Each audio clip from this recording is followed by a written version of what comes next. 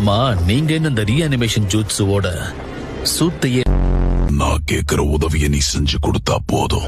உங்களுக்கு என்ன உதவி வேணும்னு கேளுங்க பெரியவரே. உங்களுக்கு பாத்ரூம் போக நான் உதவணுமா? இந்த உலகத்துல எதுவுமே உன் திட்டப்படி போகாது. சரிதான், இந்தா தாத்துறாரு.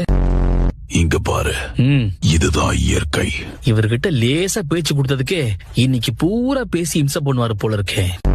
நாங்க தான் இங்க உன்னை பாத்துக்க போறவங்க. யாராவது ஒருத்தர் பேசுங்கயா, கோரச பேசி கடுப்பேத்திட்டு.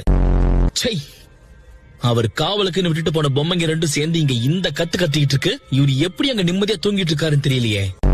நீ தூக்கத்துல ரின் ரின் ரின்னு உளறிக்கிட்டே இருந்தியே.